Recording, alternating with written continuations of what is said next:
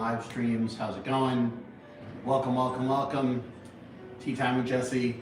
I just arrived back in Los Angeles about a day ago, and I am currently jet lagged, but the way the jet lag shows up for me is that I go to bed at like 11 p.m. and wake up at 6 a.m., kind of like a normal person might, but I've just never been that type of sleep schedule type person. So it's always a little bit jarring for me to be able to join in the join into like regular people's ways of living. So it is 8:30 in the morning on Saturday here in Los Angeles, and that is very early for me normally, but I've already gotten up, showered, eaten, and I'm ready for tea, and so it's good to be back. By the way, we have a couple different live streams going. We have the Instagram over here, YouTube here, and TikTok over here. So if I'm looking around or answering other questions, that's why. People saying, how was the flight? Flight was horrible. I had 13 hours in the middle seat, and because of the way that the timing left, the people on the left and right of me were basically sleeping the whole time, and so I didn't want to like wake them up just to say I want to stretch. So it was not a great flight, but I got to start going for that economy plus. I just can't bring myself to spend the business class international trip money. It's too much money. Questions over here, by the way, we'll have some different tea questions. Pictures by Proverdrive says, welcome back, tea resin time. Yeah. We might still have some of the tea resin left. We brought a very small shipment back in our suitcases from the trip.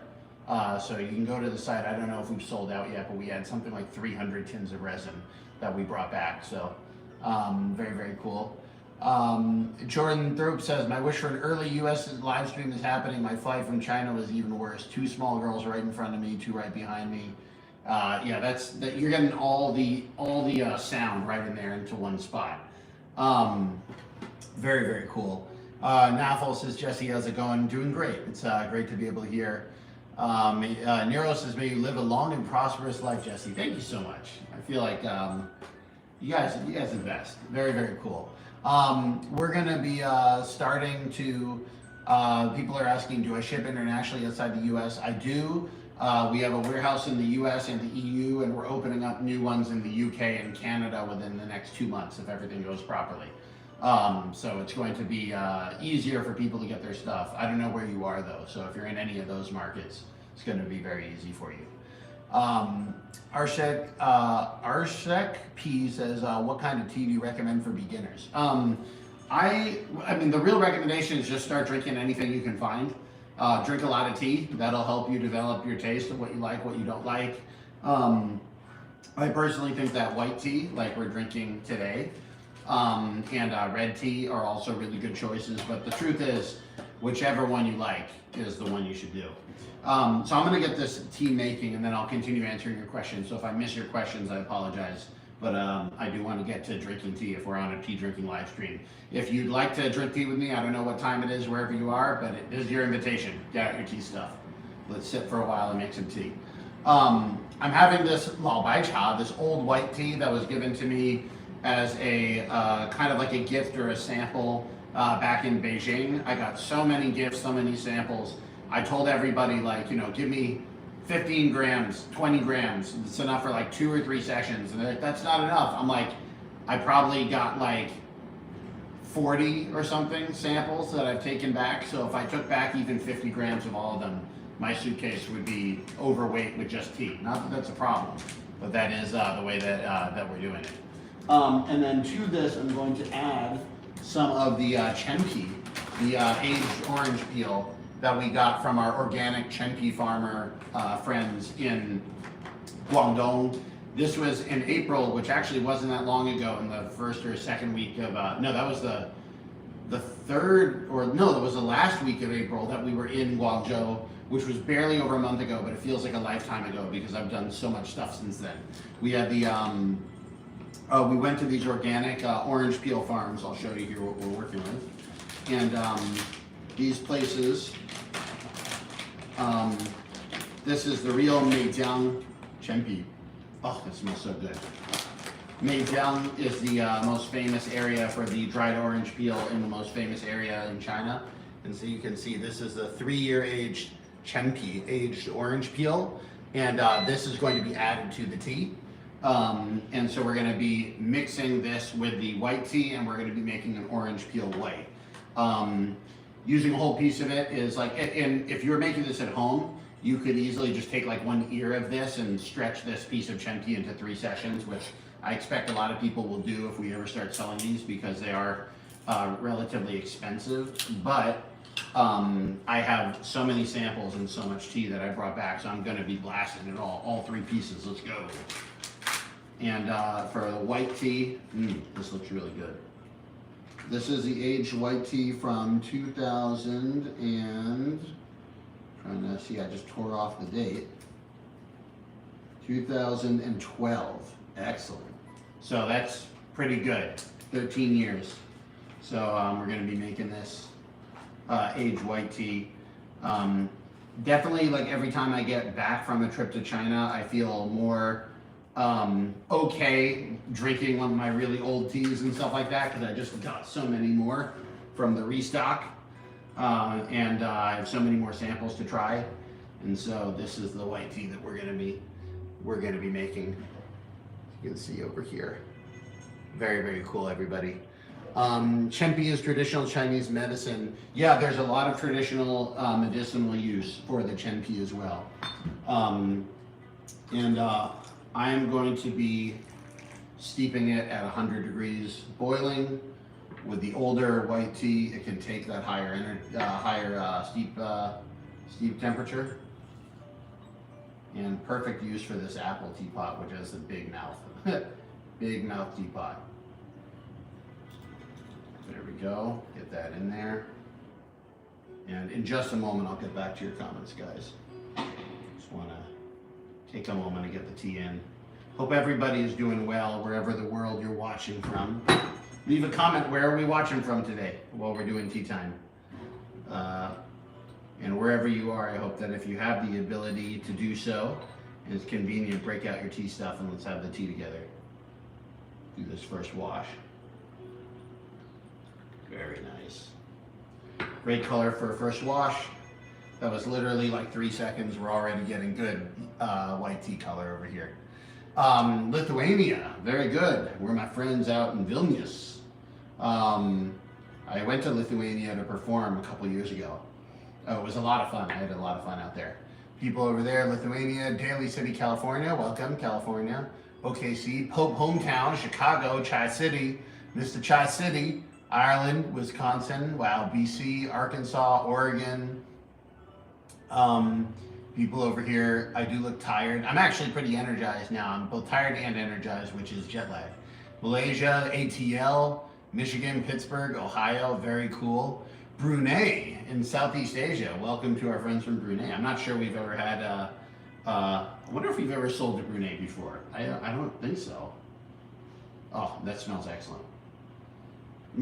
Right now you can only see the tea on top there, but here we go. Somebody asked why I'm making such a mess. The first steep of tea is usually poured off. It opens up the leaves. And so this is the Chinese style of gofu tea making, where there's wet styles and dry styles, and this is a wet style. So this table that I have here, this stone tea table, has a tube that leads to under the table, and I have a bucket down here that collects the spill. And so that way I can pour a little extra water out around. Some people say it looks wasteful at first touch, but it's like washing a fruit. You wouldn't be like, oh, you can't eat fruit if you can't use, that much liquid in order to get the fruit ready to eat. So like if you're okay with washing fruit, you're probably okay with washing your tea. Of course you can drink it. So if you're in a rush or you really like taking the tea all the way through, you can drink it. It's not a problem at all. Cheers over here.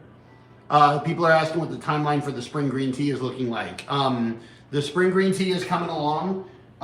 We hope to be able to get it out to people probably in July for customers in the EU and UK, and it'll be later for the US customers because of the impact of the trade war.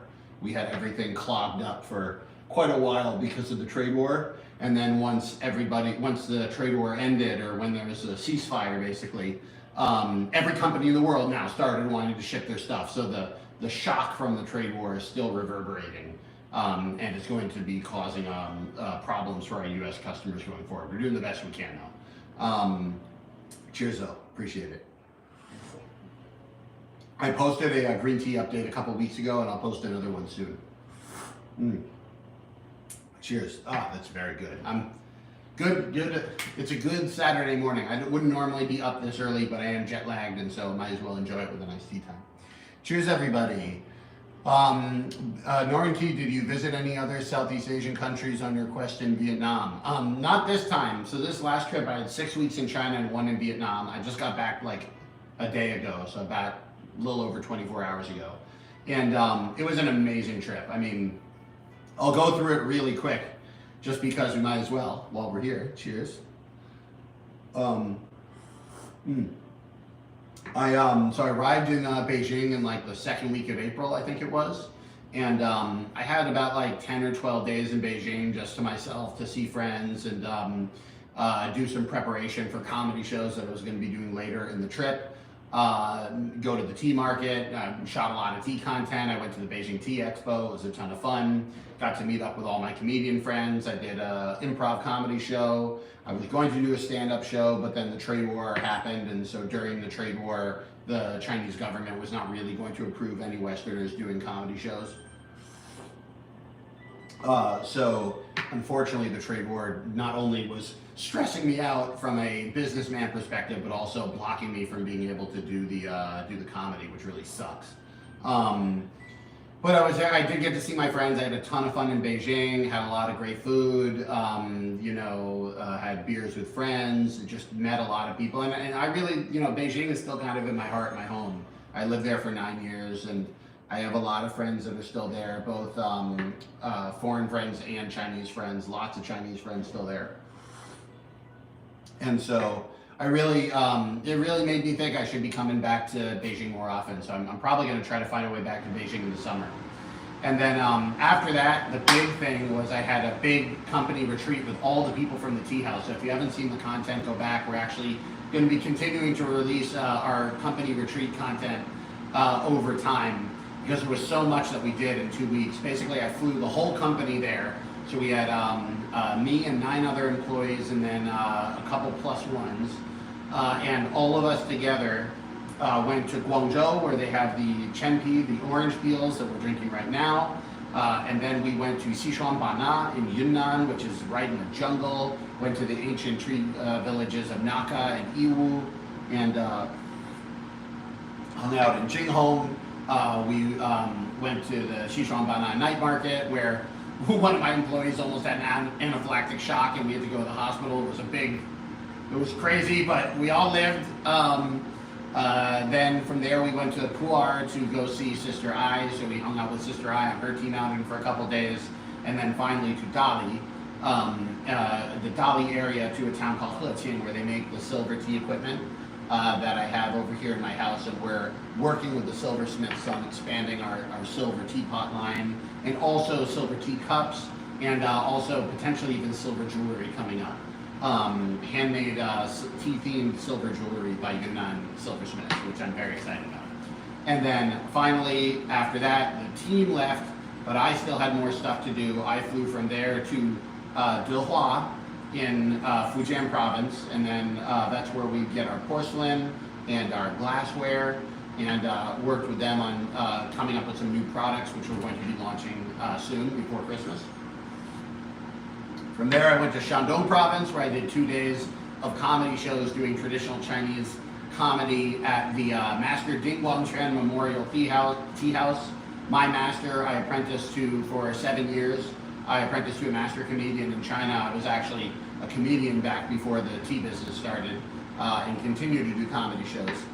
And the comedy shows were a lot of fun. It was just so amazing. I felt so brought in by all of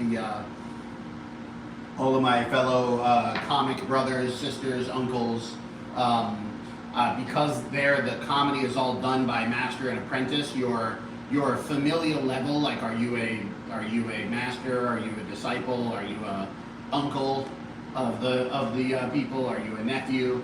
These things are all done in a family tree, and so I had a lot of like nephews and brothers and even some grandchildren over in Fujian that I had never met, in Shandong that I had never met.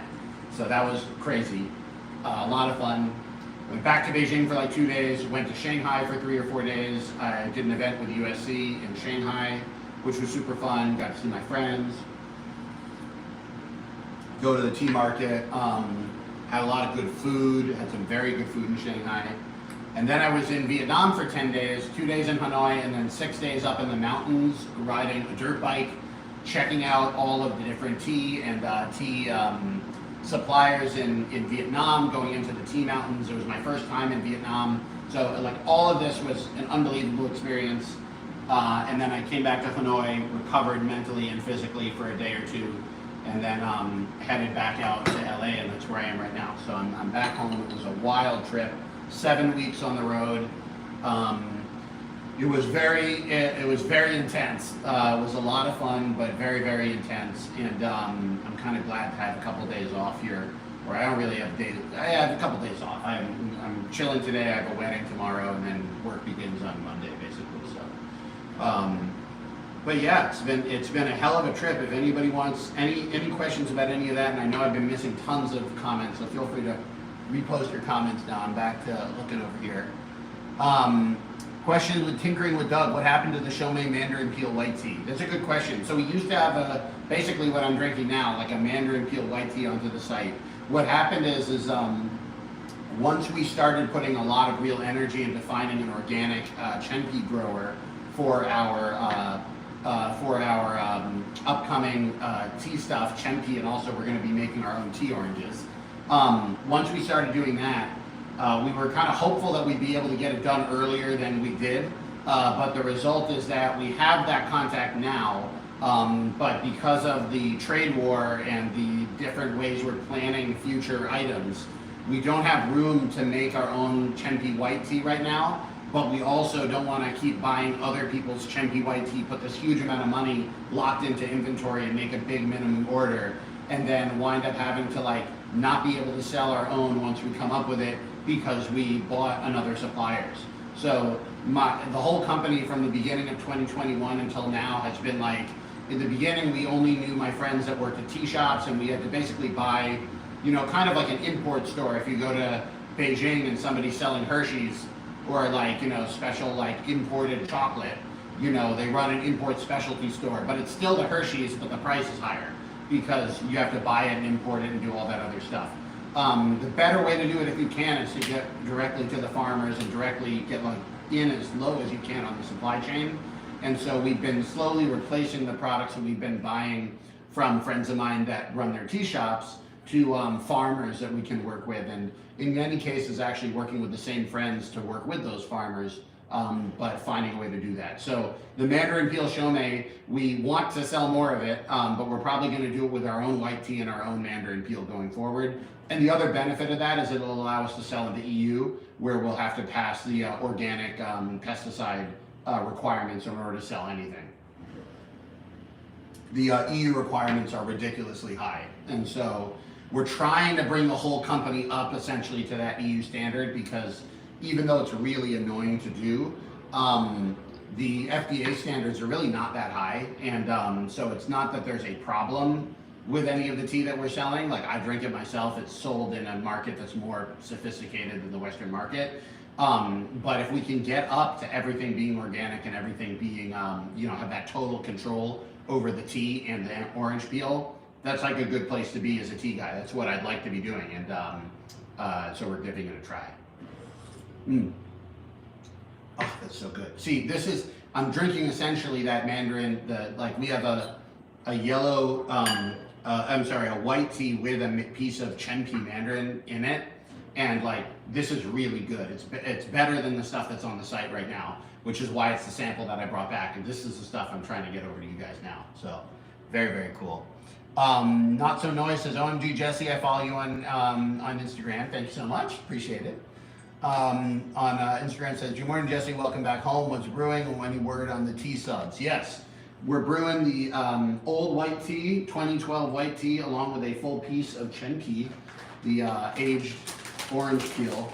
We got a full piece of the aged orange peel in that pot as well. So this is 3-year-old made young aged orange peel. It's so good. It's just like, this is part of my experimentation now, is seeing like with my old teas, which ones of them are made super better by adding in the orange peel. Because when you have the fresh orange peel, you can really adjust it to the to your taste. And a question about the subscription. So we're working super hard on getting this subscription back on. Believe me, I've spent so much time and money trying to fight, originally fighting the trade war and now fighting kind of the shocks of the trade war, and all this stupid international shipping.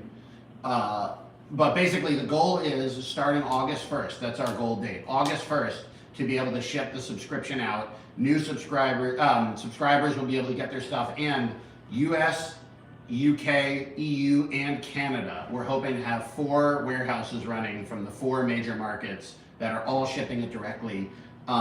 This was another decision of mine during the trade war, was to try to open a warehouse in Canada, and the goal is to have the Canadian warehouse open by August 1st. We'll see if we can make it. Canada is proving to be way easier to work with than either UK or the EU. All of their health systems are built basically off of the American systems, and so our FDA tests basically will qualify us to be able to go into Canada. So the thing that's been slowing us down for a whole year, which is learning EU and UK food safety regulation and tracking pesticides and doing tens of thousands of dollars for extra tests, we don't have to do that to go into Canada. So the hope is that we'll be able to open up warehouses both in Vancouver and Toronto by August 1st, and then everybody will get all their stuff. And then going forward, we're planning on getting back on the 3 months, every 3 months, one tea bandwagon. So basically, if everything goes well, then we will be back to where we were before. But the political instability in the States is a big problem for business, and so we don't know anything anymore. So we're living on 90-day increments while we figure out some of these trade deals, or we figure out whether the entire thing was unconstitutional in the first place. But it's great to be able to hang out. ETA on Canada Shop, yeah, August 1st is my goal. August 1st. So that's and then we're gonna have tea equipment, because the Canadian import rules are so much more similar to those of the United States, which we're really familiar with now. The Canada store should start with most, not all, but most of the teas that are in the US shop. It's going to be easier to fill out the Canada store than the EU and UK stores. I'm really sorry, guys, to the EU and UK. But by August 1st as well, the goal is that we'll have the new subscription stuff will be up for the EU and UK shops, and the 3 new green teas will also be up, and we will have a portion of Sister Eyes teas starting to come onto the site.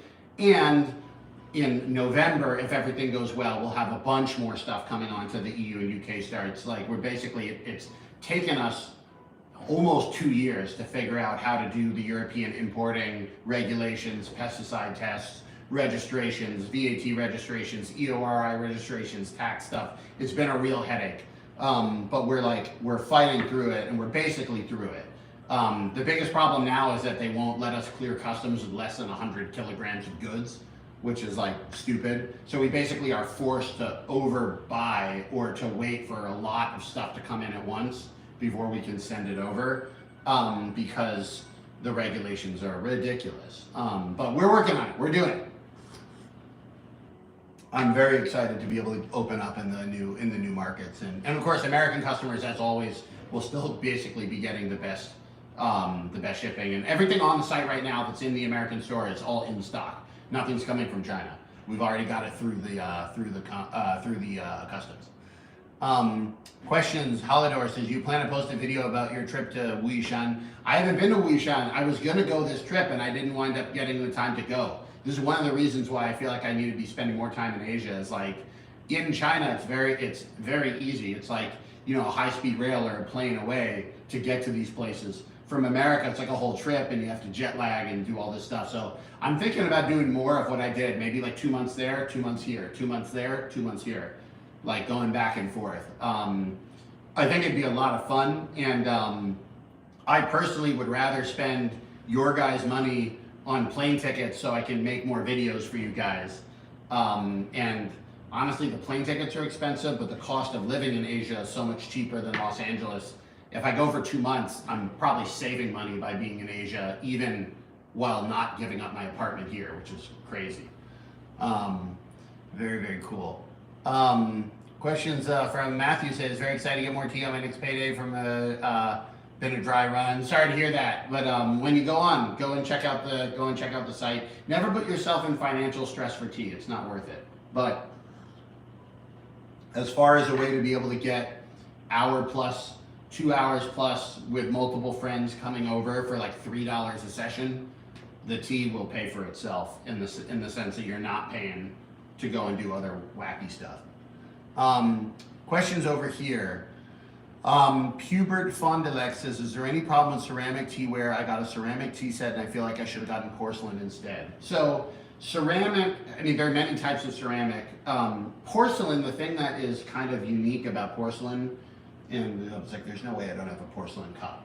So because porcelain is fired at a very high temperature, everything turns basically to glass and becomes smooth. And so when you pour water or tea or anything into a porcelain cup, it's not going to absorb any of the scent or any of the flavor or anything like that. That makes it a good kind of like base. Everything's going to taste good in porcelain, and it won't be too unique. It'll taste kind of what it tastes like. It's a pretty like base standard. And a lot of like international tea people, like I'm not really a part of like the international tea tasting world, but when they hold these competitions to like who's a prize-winning tea maker, they always do that in plain white porcelain because it's just kind of like a base. For clay, it'll depend, like, I don't know what clay set you got. There's many different types of clay. I mean, this pot I'm using right now is a clay pot. Some people really like to have one type of tea for one clay pot, because if I have white tea in this and orange peel, it's going to absorb a little white tea and orange peel flavor, and that might not be as tasty if I then go mix it with other tea types. I personally have, like, I don't like to encourage that, just because I like getting new people into going through tea, and I don't like people feeling like they need to have a separate, very expensive teapot for every sort of tea they're doing, or else they're a failure. I really don't deal with that in my life, but it can be a concern that if you have a ceramic teaware, good or bad, it's going to potentially absorb into the pot. That being said, if you use the same pot over and over and over again with the same type of tea, it kind of can compound that flavor and make it even bigger and stronger. And so that's why a lot of people really like the ceramic teaware, especially the purple clay pots, Sashahu, like we have over here. Beautiful. I also got a Sashahu, a purple clay pot, as a gift while I was there. I'll show you this. This is a beautiful pot. So this was a gift that was given to me by the managers of this purple clay teapot factory, where they mine the clay themselves from their own clay pit, and they hire expert pot makers to come from all over the country to make pots for them. And so we're thinking about maybe doing a collaboration over here. Blah, blah, blah, blah, blah. There we go. Apple user says, Jesse, your tea is the best. Thank you so much. Glad you guys enjoy it. If you guys do want tea, jessesteahouse.com. It's on my site. Lucas Lopez says, hey Jesse, I noticed the tea sampler comes with a floral tea, but doesn't have any steeping instructions. Yeah, for the, I usually give away a sample of the chrysanthemum goji berry tea in the samplers. And just make it, put it, add it to any tea if you want chrysanthemum and goji berry flavor in addition to that tea. If you make it straight, then steep it as long as you want. There's really no way of messing that one up. It's an herbal and flower tea, so steep it at 100 as long as you want. If you want to do shorter steeps, you can get more steeps out of it, but it's not going to be very flavorful. If you leave it in for 3 to 5 minutes, you'll have like a much stronger brew. You can also mix it with any tea you want. It's all good. I know I was wondering about that. Should we have included? Maybe we should have included the card. But then we have extra printing and packing costs to deal with this thing that's like a free gift. So very, very cool. Please give Big Puff an extra cup. He looks parched. Yeah, my tea pets have been, here, let me get the tea pets on the outside for you guys. My tea pets have been very thirsty. This is Big Puff. This is Clyde. They're both ballers and legends. And yeah, all my tea pets have been here without me for 2 weeks. Just a guy with a rover says, I want to go for tea set. I'm planning on buying it from you. Which set should I get? That's a good question. The biggest question is your budget. We have a couple really good sets. If you want, I recommend any of the sets that combo with the tea sampler, because that's going to be a good deal, and that way you have your set and your tea sampler coming together. If on the lower end, we have the two cup 1 pot combo like travel tea set, which is only $40, and then it's another $35 if you want the 4 tea sampler. But that would hold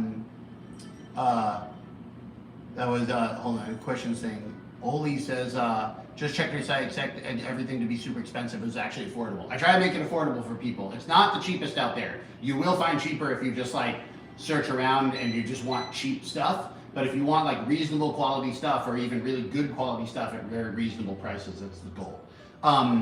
Somebody's asking about the different sets. So the 2-pot combo is like the cheapest, I'd say. And then if you have the budget for the Tiandajai set, the Sister Eyes Tiandajai set with the carrying case, that comes with a gaiwan and like all the stuff you need. That's a really good set. We made the original art that we paid a LA-based artist here, Simon Ju, to make our art for us, and just really enjoyed working on that collaboration. It was a 3-way collaboration between us, the artist, and of course the tea farmer.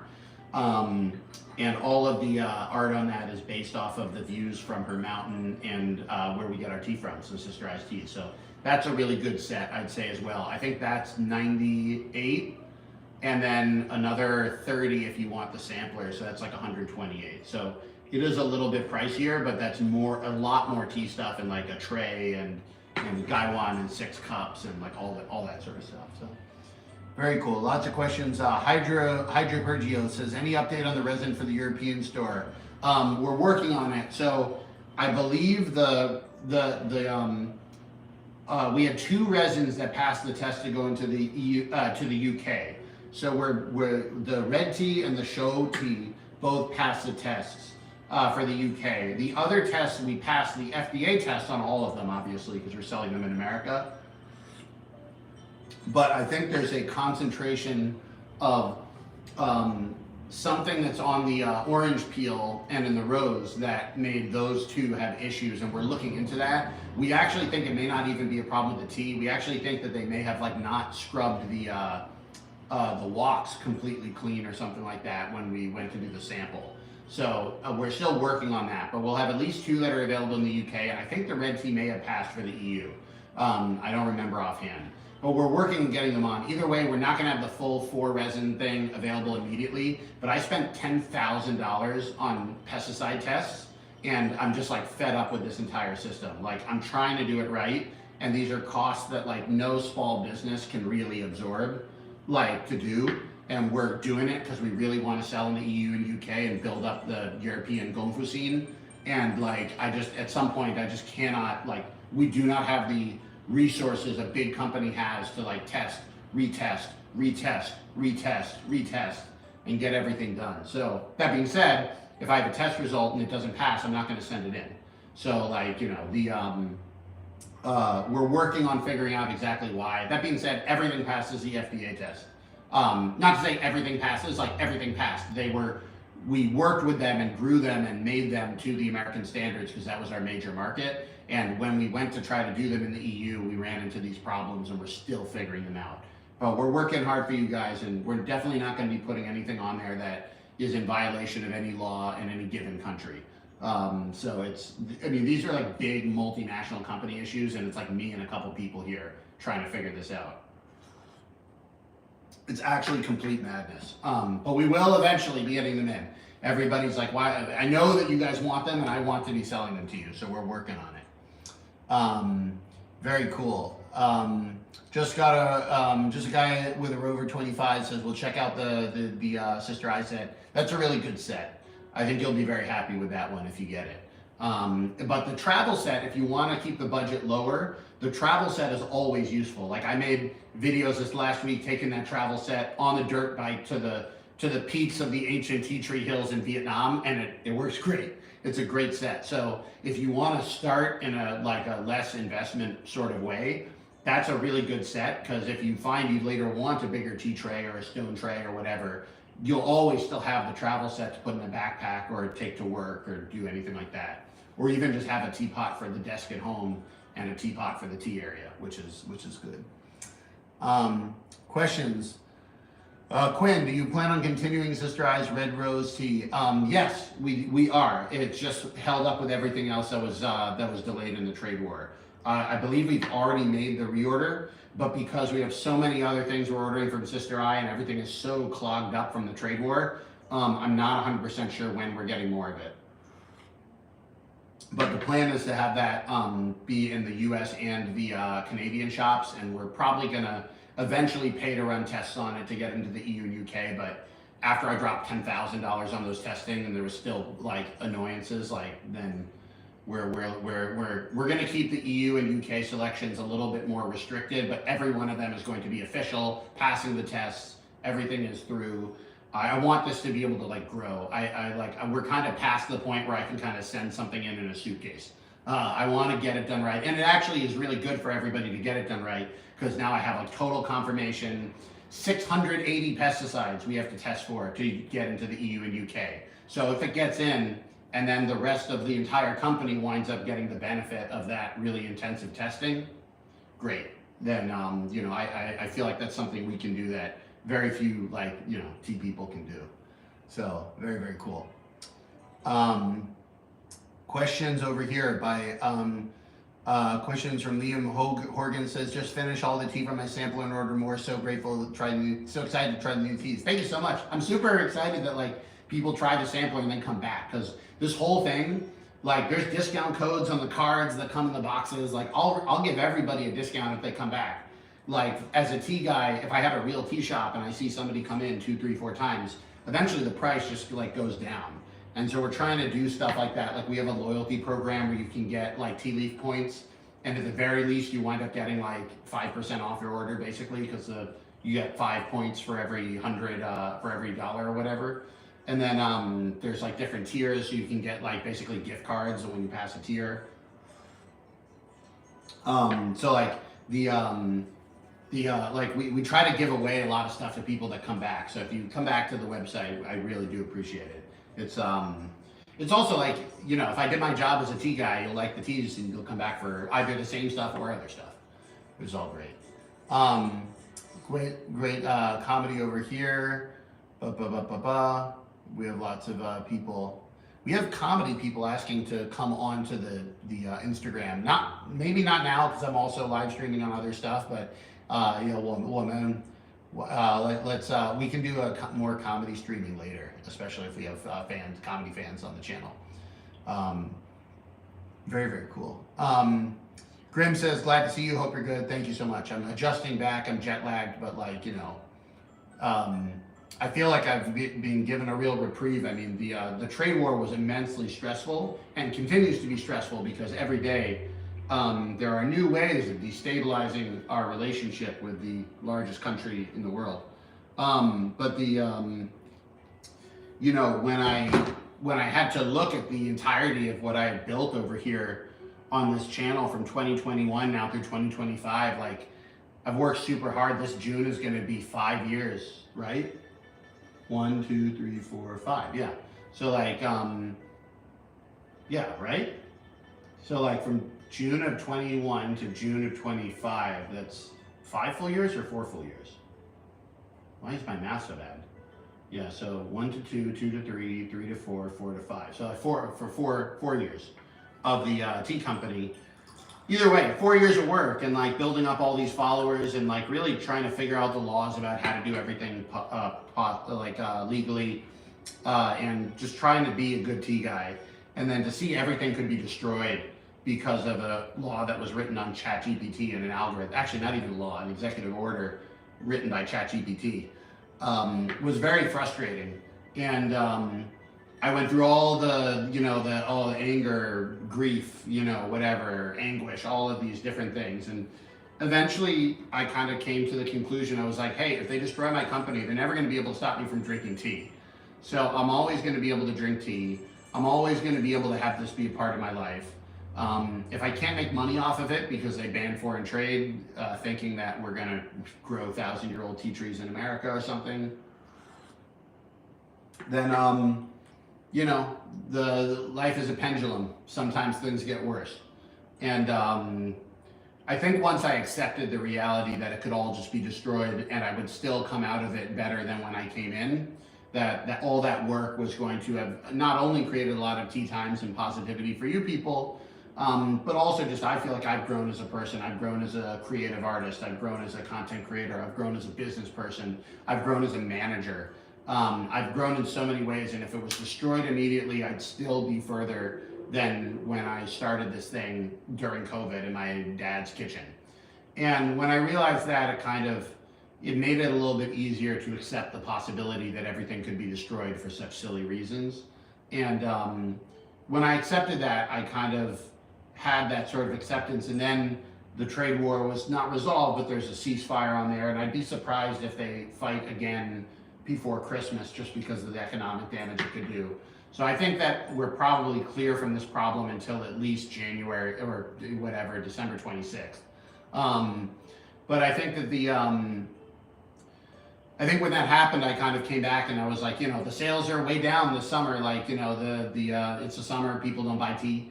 But even though the sales are down, it's like, so what? Like, you know, we're still able to do this. We're still able to continue getting you guys a tea. The new subscription is going to be amazing. The stuff we have coming in November, I'm very excited for. You know, we're working on doing a tea jewelry line. We're doing all this fun stuff, and it's all because of you guys supporting the channel. So thank you so much. I'm so glad to be able to do this. Lots of great questions over here.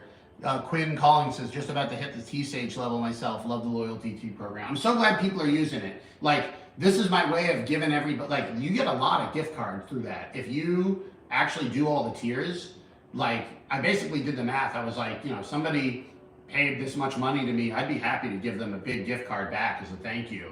You know, it really, there's enough stuff on the site now that I think, like, you're never going to get tired of it. There's a lot of teas and a lot of equipment and a lot of good stuff to get. And the loyalty program hopefully makes that a little easier. We're actually going to be updating the stuff that's going to be available for like discount on the loyalty program pretty soon, so that'll be fun. Questions over here. Any news on the opening the UK store? Yes, good news. So all of our big heavy stuff that has to be shipped by boat has already left. So that stuff is going to be coming hopefully in like July. And if we can, we'll open in early July.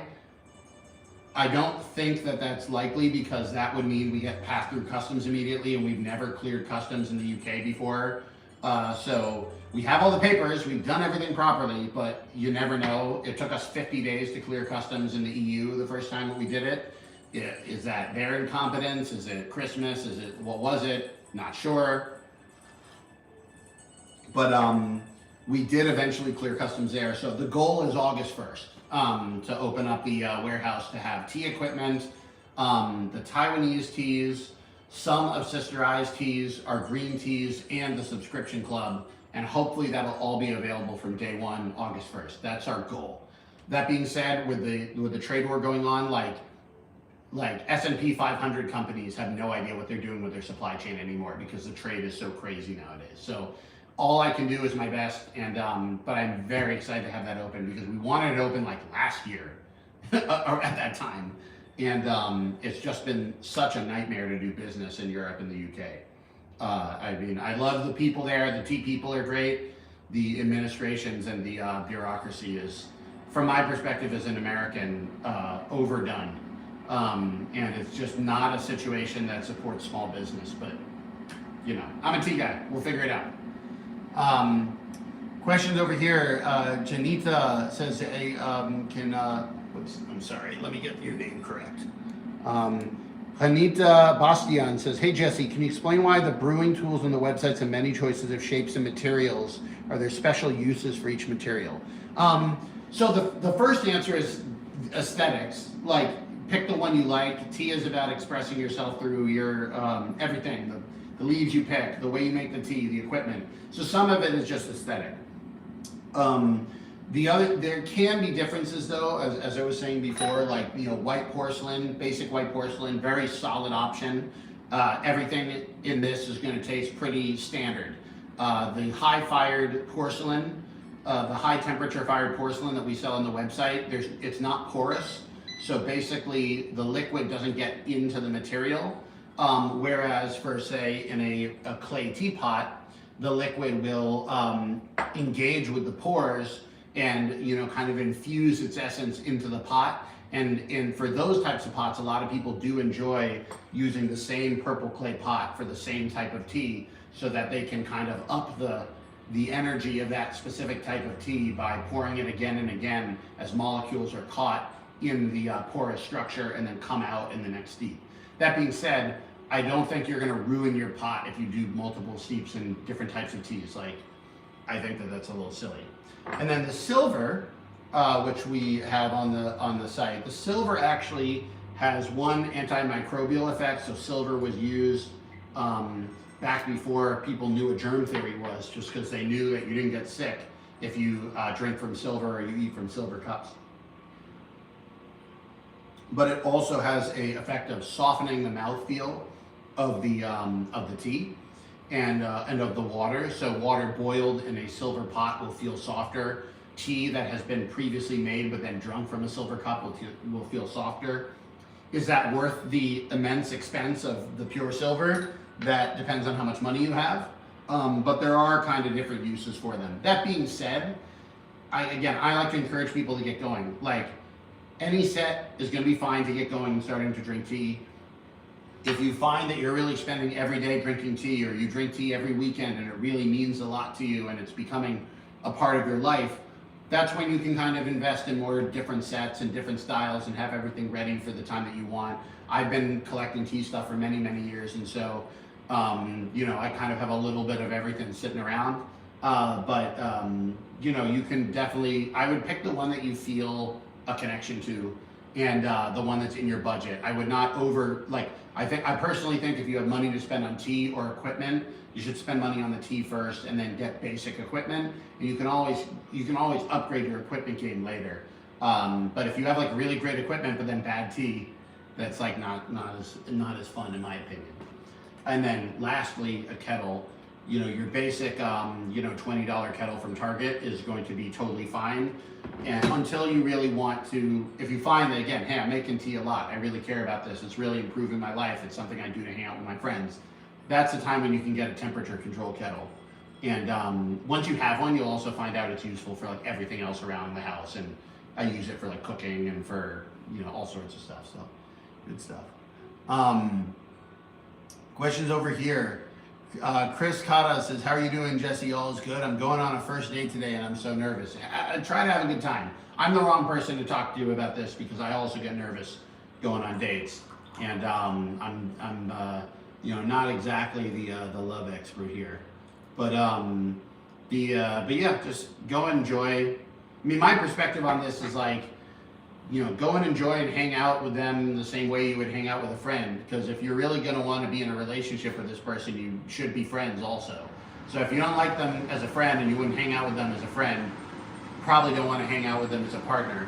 And it'll save you all some time to not go too far if you don't even enjoy hanging out together. So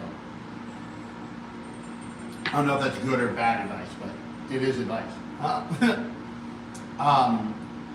Questions over here. Subtream says, pro tip, of all the dueling pots, the apple is the only one that can fit an unbroken tea coin. That is useful. That's one of the reasons I like this pot.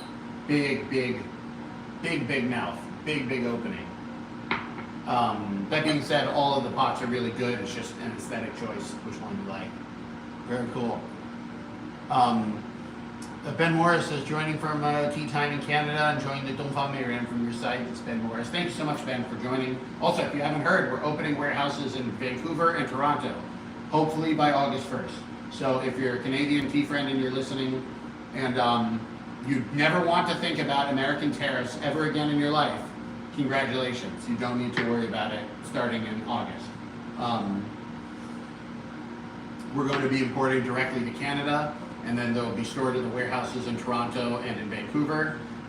Same with our tea equipment, and you can use Canada Post or any other local shipping to be able to get it to you.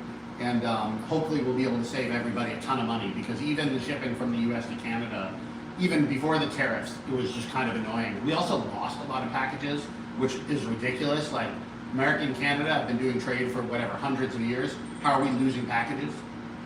Everybody gets angry at me when the packages get lost. I'm like, we did everything we could. That's what we even have. We have a shipping insurance option. And like, we have all sorts of stuff we can do to try to help. But I just get so pissed at the shipping companies, because everybody comes to me and I'm like, I found this tea. I figured out how to pack it. I put it on a ship. I did all the ship's manifest. I paid my tariffs. I did everything. And then the package people here lose it. It's like maddening. Questions over here. Smoke Culture says, hey Jesse, can you share the name of the tea-themed hot pot place you visited? I'm in Nanjing now and would love to see if there's one near me.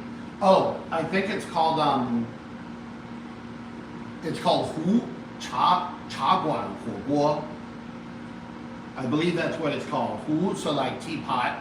Hu Cha Guan Hu Guo. So Hu Tea House Hot Pot. Hu Cha Guan Hu Guo. I don't know if you can write that. Hopefully if you're in Nanjing, you can write that. And I think I don't think it's a huge chain, but I know that in Beijing there were 2 of them. So it's possible they're in Nanjing or in another market. It was totally worth it. Highly recommend that place. Like, go to Dianping and get their like set. They had like a 4-person set meal, which easily fed 5 of us. And it was, trying to remember how much we paid for it. I think we paid like 688 kwai for 5 people. So it came out to like $18 US a person, and we had an unbelievable amount of food. It was way too much food. And we walked out with the sample tea that I made the video on yesterday. So it was great. Cheers. Question over here是我的名字是李李什么什么什么的。我为什么没有戴绿帽子啊？哈哈哈哈！我没戴绿帽子，因为有像你们看懂的人在看直播。I'm not wearing my green hat because I think there's enough people who know what it means. Although I feel bad. Our company colors are green. What other color are we supposed to make our hats? Figuring it out. Questions over here. Cav says, please no VTuber collabs. Not everything needs a little girl on it. I don't know. We've never done a VTuber collab. Should we? Wasn't thinking about it until you told me not to do it. No idea. Never even thought about that. GT and BR says, what's a good smoky tea I should look out for? The classic smoky Chinese tea is called Lapsang Souchong, or Zhengshan Xiaozhong. Lapsang Souchong. There's many different qualities of it out there, like, you know, better quality, lower quality. But in general, it's smoked with pine. It can be all the way from a little smoky to very smoky. I find the stuff that's sold in the West is usually overly smoky for my taste, because it's like the selling point. And the more subtle stuff is usually more expensive, but that's the one I would try. We used to sell it on the shop, and then we ran out, and I know that I can get a good one. I think I can get a better one for not that much more money. The price that we paid in the beginning was a little bit high, because it was way back at the beginning of the company and we didn't have any scale. So like, the quality for the price on that tea was like fine, but I know I can get better now that the company's bigger. And yet every time I go back to China and try to get samples, it just hasn't worked out yet. But we're looking to eventually get another one on the website. We're looking to try to get an organic one. So yeah, that's what I'd say. Lapsang Souchong. Lots of questions over here. Tinkering with Doug says, what happened to the Shomei Mandarin peel white tea? I answered this question though. We're working on trying to get our own Mandarin peel. We have organic Mandarin peel farmers that we made videos with in April.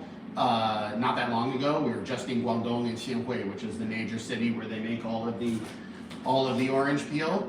And we're going to be working on getting this orange peel into our stuff. So in the short term, we're not restocking our old stuff so that we can make newer, better versions of it that we have control of straight from the farm, including all the pesticides and all that sort of stuff.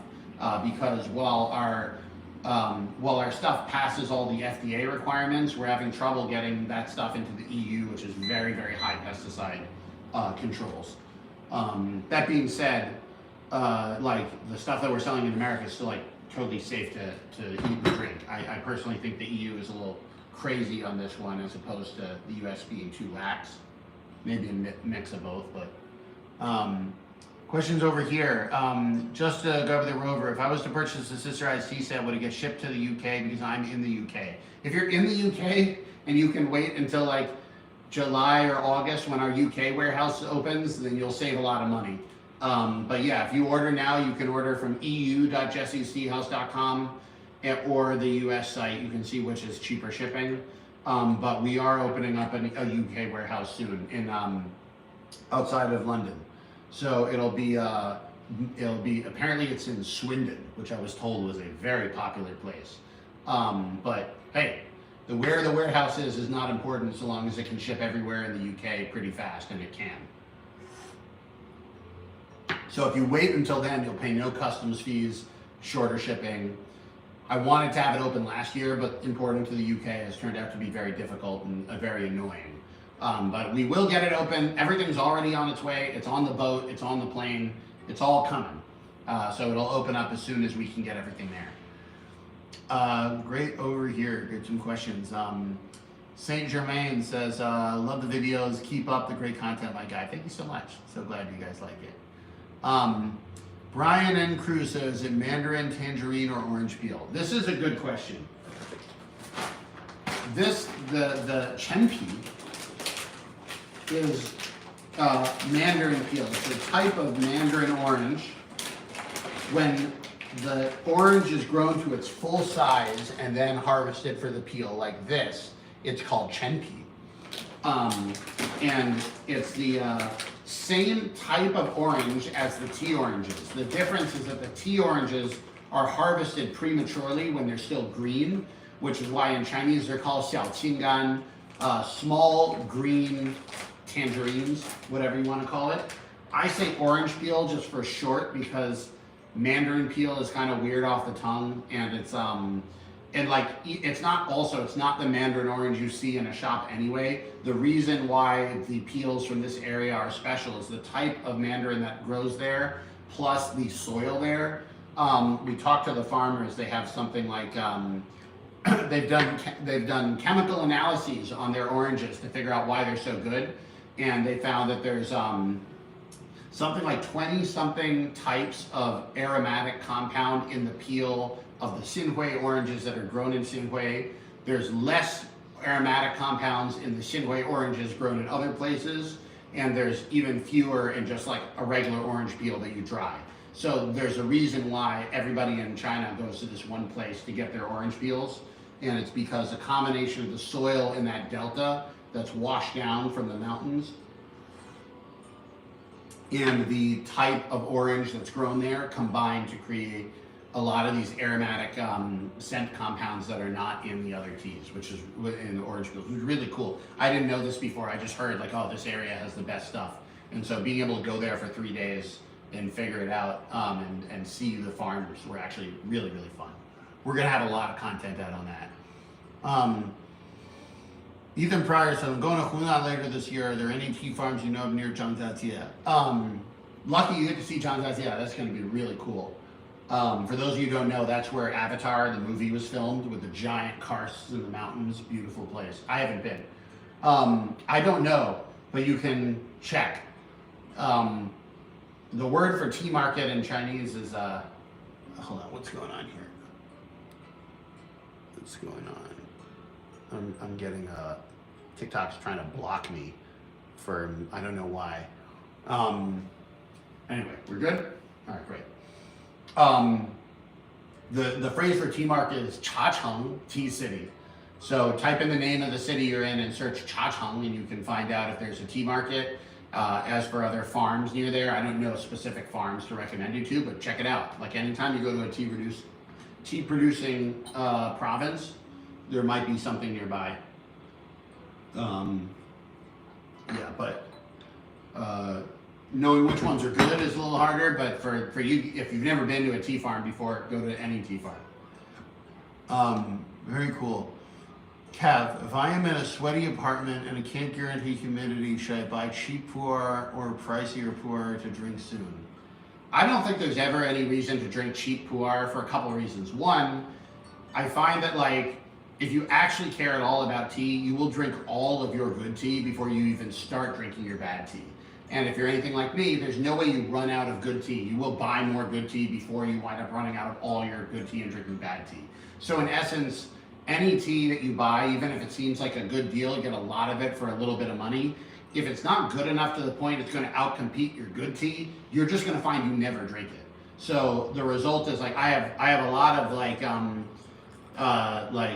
just like pu'er cakes that are just like, you know, not great, and they never get drunk. And every time I think to drink tea, I'm always going to drink a good tea rather than other ones. So the other thing is that even if your humidity is very high, like I feel like you're not, you know, no one's running a tea house, no one's aging industrial amounts of stuff. You know, do the best you can with the aging, and you know, if you live in a certain place, sometimes the tea tastes different. In Yunnan, they have places that are up in the mountains and the water boils at 94 degrees Celsius and they can never get 100-degree boiling flavor out of the tea. It just tastes different there. If you live in a humid place, the tea's going to taste a little bit different. Like, unless you want to move for your tea, what are you going to do? Never drink the tea? If you really, really care, you can get a dehumidifier for your room. That might just be a comfortable thing to have in general. But I was just in Vietnam, and I was hanging out with a guy who runs a tea company in Vietnam, and he has a whole room of his house that has a dehumidifier on 24 hours a day. That's because he has 100 kilos of tea in that room, and it's his business.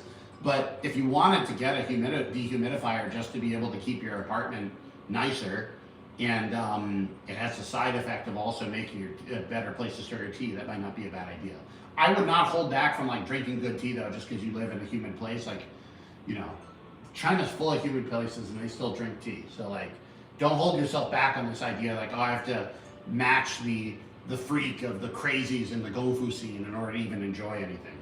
I really don't like that mentality in a lot of the Western Gongfu stuff. People like drag people on comment sections and stuff because they don't do everything exactly perfect. I'm like, what are you guys talking about? Like, anybody who's like been to China and hangs out with tea, like everybody has their own way of doing it. That's just the way it is. So it's like not an issue. Thank you for the rose, appreciate it. Very cool. Behe Ab Spotter says, what are your thoughts on tea bags? Oh, don't get me started now. Tea bags are generally filled with lower quality tea. Once you have a little bit of good tea, it's hard to go back to doing the tea bag thing.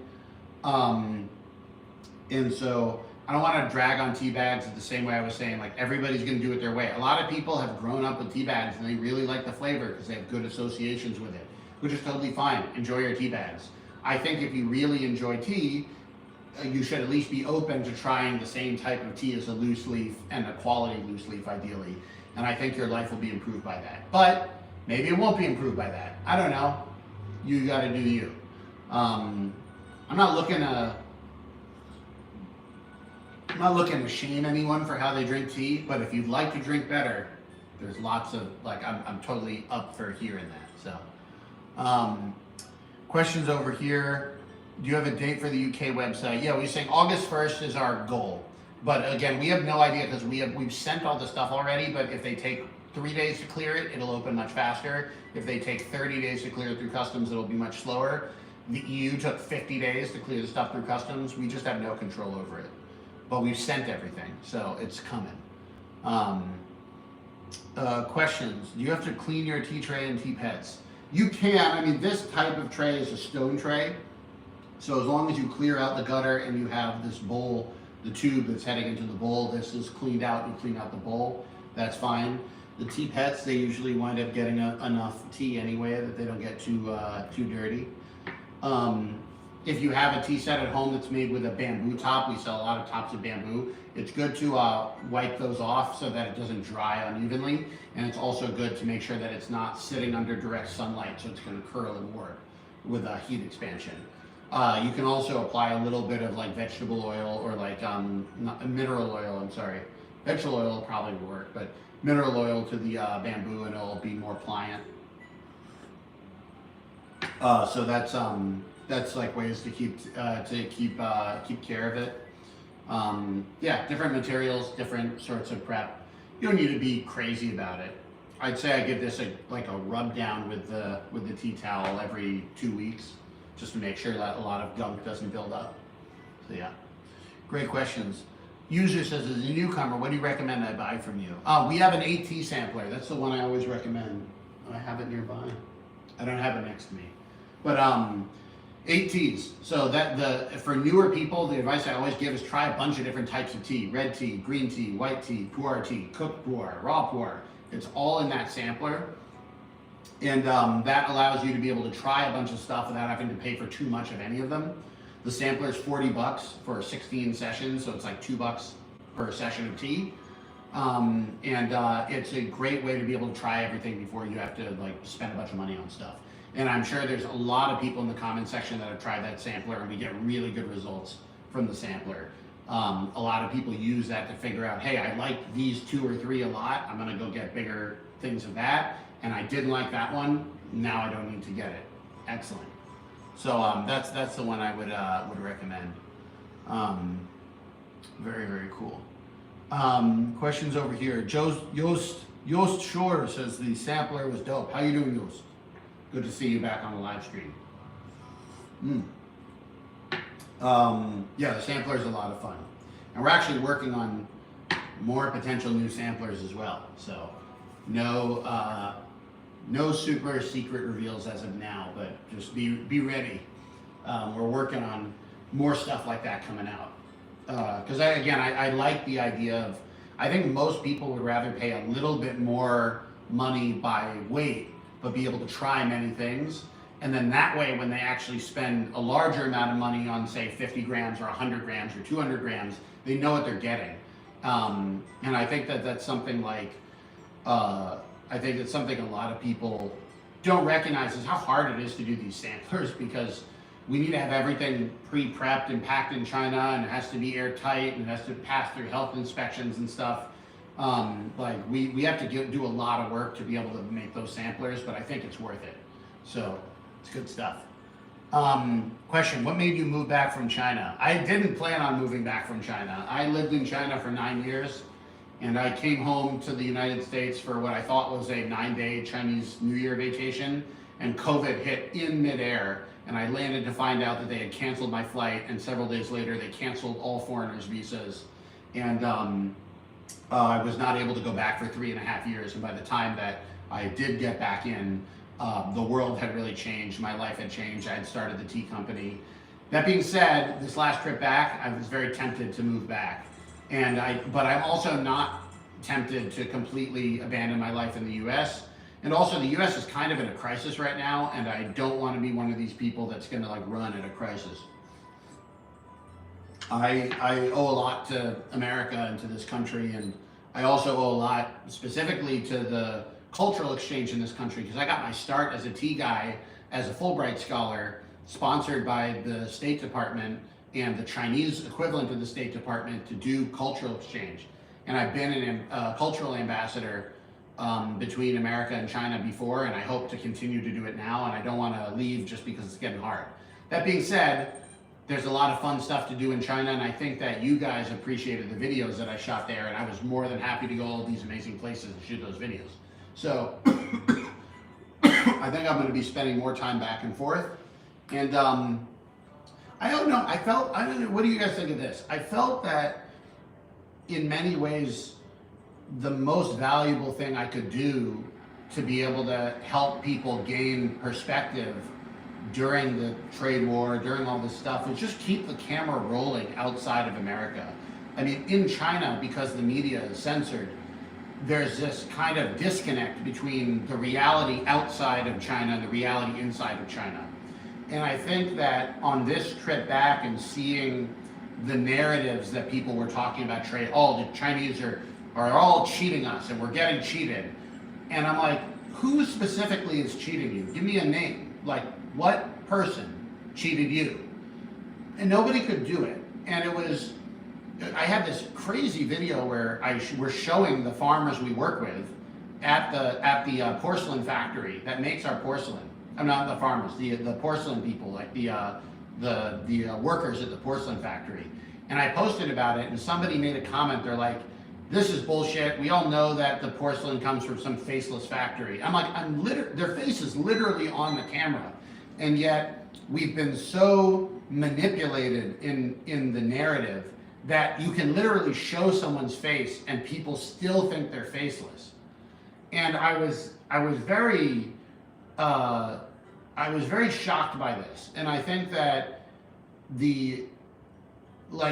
everybody's going to have different opinions. And believe me, as an American in China, there are some things that people think over there that I do not agree with, even some stuff that's very important.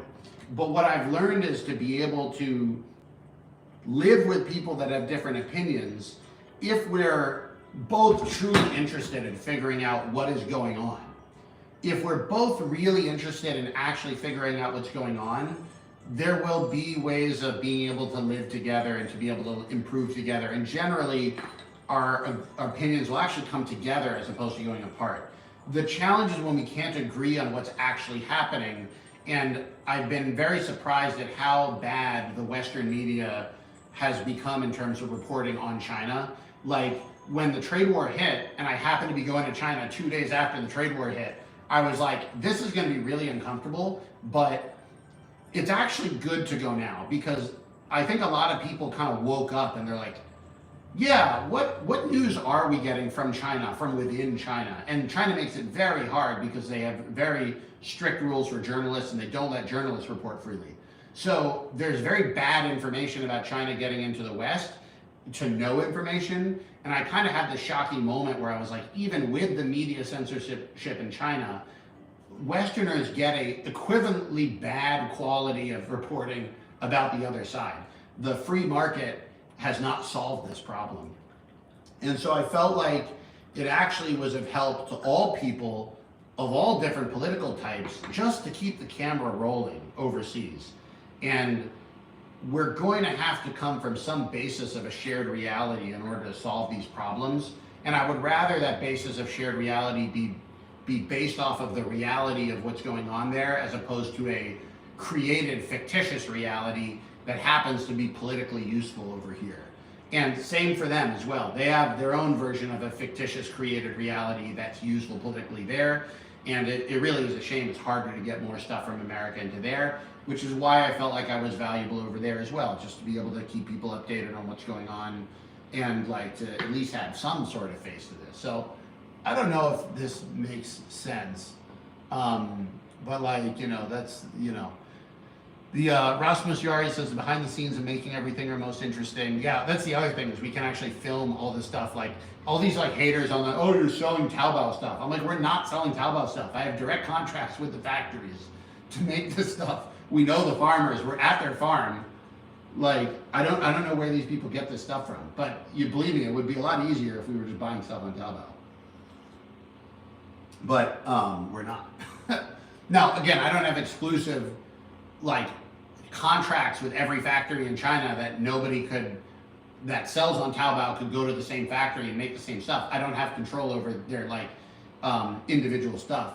But that's part of the reason why in general we're moving more towards stuff like this, which is like my friend Doidoi's pot that he designed himself and he makes himself, and he makes them for his brand in China, but nobody else, he doesn't sell on Taobao, and nobody else can get this pot outside of China except through us, which is like really great. But like, I don't feel like that should be a necessity to run a tea company, that I have to have exclusive contracts with all this stuff. Questions from Gabriel Alves. Hey Jesse, as your business grows, would you be interested to explore other tea cultures to Japan, Middle East, or somewhere in Southeast Asia? I love the content you made of Vietnam. I'd love to. I'm actually gonna see if I can swing a trip to Japan before the end of this year. Maybe even in the summer, maybe even not that long from now. I would love to start to learn more. I think the trade war really frustrated me because my natural desire was to learn more about these places. And then after the trade war, everyone's like, oh, you're doing it to dodge the tariffs. I'm like, the tariffs should never have been there. That being said, why not learn about the other cultures and also have a backup plan in case the trade instability winds up destroying my life? So I think this trip to Vietnam was my first time kind of doing that in a place where I don't speak the language. I don't really speak Japanese either, although I can read the kanji. So I'm hoping that I'll be able to find a good guide. I know exactly who I want, but I need to see if I can get him. And learn more about Japan. Maybe one day go to India. I don't know. I feel like the trade war was a big wake-up call. You never know how long this sort of stuff is going to keep going. You can build a company for 4 years. You could be destroyed overnight. I may never have another time in my life to be able to travel and drink tea in all these places. I'd like to think I'm going to live a long time, but you never know. And, hopefully one day be able to marry and have kids, and it's going to be harder to go. So, I should go. I really should. I'm working on it. Very, very cool. Very cool. Liquid D says, where there's light, there's darkness, brother. You're awesome. Thank you so much. You show the truth, and I seek to thank you for being a great person on YouTube. Thanks so much. I mean, what is the truth? It's hard. I mean, I can tell the truth that I've lived, which is that, and this is why I keep saying it, is I see so much benefit to living together and drinking tea and doing comedy shows, and so little benefit to the squabbling and fighting over generally pretty low quality arguments. Even where the arguments have like some meat to them, they would be better served by working together rather than fighting each other. And like, that's just my experience. And I think the longer the camera's rolling, the more apparent that will be clear to people. And luckily in the States, there's still quite a bit of freedom of expression. We have a lot more options here than I do over in China sharing Western culture. And I intend to use that. I don't have an agenda here other than getting people to be more aware of tea culture and of each other, and I think to make people look at people as people. That's a better way of doing things, I think, than pretending everybody is pretending all this international like stuff is like a bad sports match and there's our team and their team. It's like, this is not the reality of how prosperity is created. Questions over here. What's the worst tea? Not quality, but your least favorite. I mean, every type of tea has bad quality versions of it. Least favorite? I don't know. I don't really have a least favorite. It's like you want to just try and find good tea in any of the different tea types. All the tea types exist because they're tasty. If you find good quality of them, they're good. If you find bad quality, they're bad. I'll say bad quality Show pu'er is really bad. It's like undrinkable. It's fishy. It's gross. So maybe that's my answer, is bad quality Show pu'er. Questions over here. Caddy Lewis just gave me a gift. Thank you so much. Appreciate it. Over here, other tea questions. Hey Jesse, does working together include not taking your teammates for expos in the team game SC2, asking for a friend? Kendrick, Kendong! Dude, cheers. I got tea to send from you from Vietnam. Kendong is my, also known as Lo Chaff, is my StarCraft 2 playing buddy. And we haven't played in months because I've been away. And yeah, and I always take his expo. But if you really wanted your own expo, Kendrick, you should take it earlier. That's the truth of the matter. And I'm willing to say that on the live stream, knowing you can't respond back. So you gotta take your expo.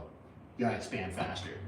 Gotta go no units, only command centers. That's the way to play it. That'll be good. We gotta play again pretty soon. Lee says, greetings from Singapore. What is your opinion on, what is that? On Moli Yinjen for someone who likes naturally sweet tea profile? I think Moli Yinjen would be sweet. I think that Silver Needle in general, in my opinion, is overpriced. It's not bad, it's just expensive. So if you have the money for it, go for it. If you like sweet tea in general, I would recommend white tea. Of course, yin zhen is a type of white tea, but I think the bai mudan or even the gomei will be nice and sweet. Or green tea, also a good choice. Even raw pu'er, which has some more astringent and like bitter flavors in there, but is also naturally sweet, could be a good choice. Red tea is a good choice. But if you have the money and you can find a Silver Needle that you like, go for it. That'd be the way to do it. Questions over here. Ben Morris says, why I like you and support your business because I like the philosophy and the fact you work directly with the local farmers and artisans to make the stuff for your site. Thank you. We're working on transitioning from, again, in the beginning during COVID, nobody could even leave their house during COVID. So we were working with what we have and kind of being like a specialty import store, helping to import other people's brands and using my curation to import other people's stuff. Now we're trying to get to the point where we're a part of proactively designing and creating every single product on the site. We're working on it. It's one of the reasons why we've actually released less new stuff, is we're working on making everything from scratch now. And so that's where I'd love the thing to be, is to the point that every tea on the site, direct relationship with the farmer. I'd love to get there. That being said, where some of the stuff on the site, we have the direct stuff, some of which are like friends of mine that run tea shops and recommend stuff from their farmers, which is really only one more degree removed. I like to try to get everybody as direct as possible. It's sometimes not possible to do it direct, but a lot of times it is, and we're working through the problem is not finding the tea or the farmers. The problem is the import paperwork. Because a lot of people who are selling farm direct tea in the West are really very small mom and pop situations, and they bring back a lot of stuff in suitcases and send small shipments over. We file all the taxes properly, do all the import paperwork properly, and so we have to really have our ducks in a row and our FDA testing and all that sort of stuff in a way that a lot of companies online that are selling 7-gram samples or whatever, they just have a couple cakes in the back and they'll break off samples. Well, we can't do that with the scale that we're running here. Whether they can do it is also questionable, but as a tea guy, I see absolutely nothing wrong with that. And if you notice on this site, I never hate on anybody else's operation. Anybody who's helping to share tea is good, but it does make it harder to work directly with the farmers when a lot of times we are the experts now on what papers they need to apply for so that they can do formal export. And I have to run a whole separate company in China with a separate accountant and separate paperwork and separate employees and healthcare for those employees, just to be able to do the exporting properly in a way that a lot of companies in the States are not doing. So, which I personally think a lot of it's not necessary, but I do want to follow the laws. Tim Hoekstra says, welcome back to the U.S. I hope you've enjoyed the trip. Greetings from Netherlands. Thank you so much. I hope to get back to the Netherlands this year. I had a lot of fun in Amsterdam. We had 50 people show up for our Amsterdam tea meetup. We actually blew out the electricity because we were sucking too much power from the electric kettle use. And our EU store is going to have a lot more stuff starting August 1st. That's the goal. Going to have the 3 new green teas. It's going to have several of Sister I's teas. It's going to have the new subscription box teas. It's going to have a lot more stuff starting on August 1st. And so I'm very hopeful that our friends in the EU and UK and Canada will help us survive as we deal with the crazy fluctuations of the American trade situation. Very, very good. Youngblood08 says, will you be coming to the Star Talk camp this year? Oh, Star Talk. Are you a Star Talk student or teacher? I don't think I'm going to the Star Talk camps this year, but if you are in charge of that sort of thing, I can do a Zoom session for you guys. And I think I'm going to go, I think I'm going to do a tea tasting for another Chinese language summer camp. So that's a great question. Awesome. Over here. Student. Oh, Tell your Star Talk people that you want to bring me in for a Zoom tea session. Have them private message my account. You have my account information. You can have them get in touch with me. It'd be great. I haven't done a Star Talk program in a little while. I'm a big fan of Star Talk though. It's a language learning summer camp for students of Chinese, and it does a lot of great work. And it's actually very effective. Like I've met students at Star Talk. I don't know how you're liking it, or I've liked it in the past, but I thought they did a really good job. People got a lot of language improvement in a very short time. Do a couple more questions. I've already been on for an hour and a half. Is that possible? That's that jet lag manic energy. There's no way I would normally have an hour and a half worth of energy at 8:30 in the morning. Rasmus Yari says, great hearing that EU store is getting more teas. We've been waiting. Thank you guys so much for being patient. I really feel horrible about it because I was like, we're opening it up. And we opened it up. I wanted immediately to have all this stuff on, but I just am terrified of the regulations. And if you mess up once, I've heard you can get on the blacklist for 5 years. So like, I've had so many meetings with all these different labeling consultants and pesticide consultants, and like, we have like 4 people who are like working on this project to try to make it work. And so believe me, I would like to have it on earlier, but I want to, out of respect for the law, and also I want to be able to go to people in the EU and say, we really did it. We have all the papers, and we haven't cut any corners, and that we're doing everything to the best of our ability. And because it's going to be a little bit pricey, the tea is good quality. The EU prices are not any higher than the US store prices, but we're spending a lot more time, and maybe eventually we'll need to raise them, but I'm hoping we will get it going and be able to have everything at roughly the same price. Very, very fun. Couple questions over here. It says, user, now that I just bought the AT sampler, are there any other essentials you recommend to get from you in order to have the best experience with the sampler? Yeah, do you have a tea maker of any sort? If you have, one of Dway's teapots would be a good choice. One of the travel tea sets would be a good choice. If you have your own equipment, make it with your own equipment, see how you like it. Yeah, tea and equipment are the things that you need. So in the equipment, we have everything from the $40 2-cup 1-pot travel set to like, these beautiful teapots are $68, which is not cheap, but is also like a very good deal for this quality of teapot, I think. You'll definitely enjoy using it. And then we have like full sets as well that come with travel cases and tea trays inside the case. So lots of great ideas. Great questions over here. Mr. Apple says, Jesse, because of you, I've started to not use honey with the tea, and it makes me want to start on a tea journey myself. Enjoy it. Be part of the tea journey. Explore. For a lot of the Western style teas that are the Assamica, very kind of strong and bitter teas, those are really kind of almost made to have the sweetener. But for the Chinese teas and the higher quality loose leaf, I think you'll find you really don't need the sweetener. Making the tea well and having good quality tea leaf, no one in China uses sweetener. No one in Japan uses sweetener. If they do, they're making like whatever, milk tea or something for like a snack in the same way we do ice cream. But it's like, you don't need, I find it's not needed, and it's one of the healthier aspects of my life, which is not particularly healthy, but one of the healthier aspects is that I don't have to have a lot of sugar, which is true. Quinn calling, what was your favorite surprise from this trip? Oh my God. There were so many.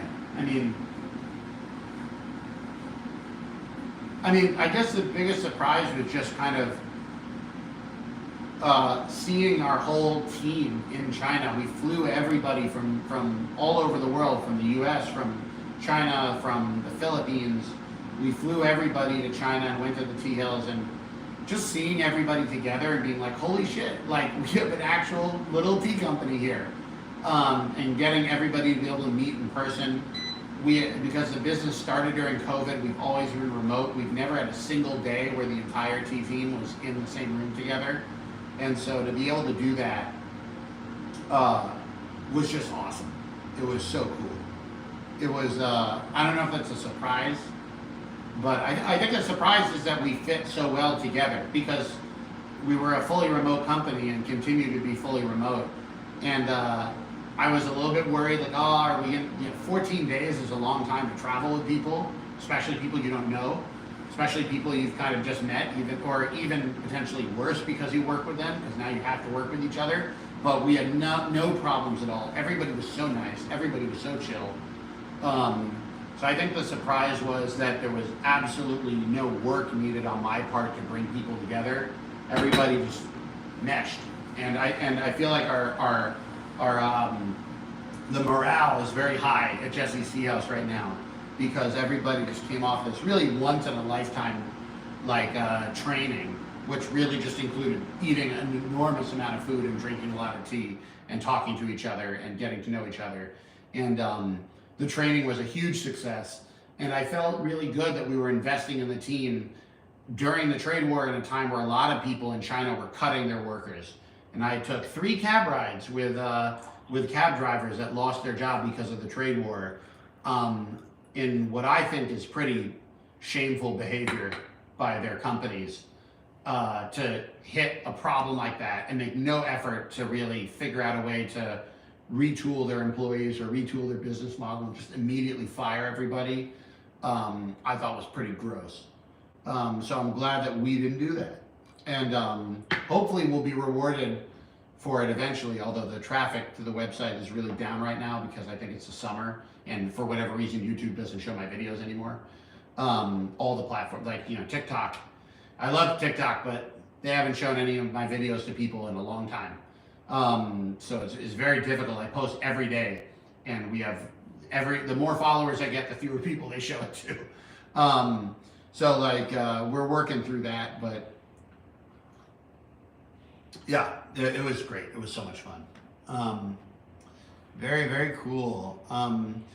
Michael Johnson says, my wife got me into tea and I really want to try one of those tea balls one of these days. You should try it. The AT sampler comes with tea balls, tea coins, tea oranges, loose leaf, all sorts of fun stuff. Try the AT sampler. Questions over here. It says, Rasmus Yardi says, yeah, I got some silver needle and was disappointed because even with higher water temps and a lot of buds, it still seemed quite weak. The problem with the silver needle is really good silver needle is just so expensive. And then the flavor is really nice and sweet, but it's not like a strong tea. Like if you spend a lot of money on a laobanjiang or a cooked, like a laobanjiang sheng pu'er or a cooked pu'er that's really good, or even danshong oolongs or like rock tea, you get a lot more flavor for the money. The silver needle is really nice, but I just find it's never worth it from a money perspective for me. So almost all the silver needle I make is other people making it for me, and I find that's enough silver needle for me. That being said, we're always on the lookout for good stuff. And for people who don't know, the silver needle is a type of white tea that's made with just the bud of the leaf. So that's why it's so expensive, is because one, it all has to be hand picked and hand processed in small batch because it's just the bud. So they need to individually go and pick just the bud and put it into a separate thing. And the other thing is it creates a lot of not waste product, because you can take the leaves and sell them, but without the bud, the tea has less fragrance. So the leaves without the bud are sold in China for less money because they're not as fragrant. And so you kind of are moving the value from one crop to the other. And so the silver needle winds up being very expensive. Or it's just made of very low quality tea at huge batches because they want to have it look like a high-end tea, but they don't put the energy into it of having quality. And so the silver needle that's available at cheaper levels is kind of like that. Very, very cool. Eddie Lynn, love what you're doing. Story is very, very compelling. Thank you so much. Xiao Giorgio says, you remember Julian to Xiangsheng days. Julian is my big brother. Julian lives in France now, and I went and visited him in Lille last time I was there, on the last trip to, the previous trip to Europe. But yeah, still a good friend of mine. Always up for hanging out with Julian. And I think he still occasionally does stuff back in China as well, so cheers. Love Julian. Eddie Lynn says, I found the tea resin to be super exciting, but I was a bit disappointed in the taste and fragrance. Any other suggestions for portable tea? Can you bag proper Chinese tea and drink that? So the tea resin, the thing it loses a lot more is the fragrance. It just doesn't have the fragrance of a fresh brewed tea. Again, the tea resin in my mind is not a replacement for fresh brewed tea. If you like tea fragrance and enjoy the stuff, the resin is really not the best option. The resin is the best option on the go. It's better than anything else I've found for on the go tea making, to make it so simple and so easy. That being said, it's not a replacement for the loose leaf. You can put like higher quality loose leaf in like a sachet, but one, it tends to get restricted. Two, there's a lot of problems with like microplastics and like other waste associated with the bags. And three, I just personally like, one, I don't have a bagging machine, so we would need to contract out people to do that.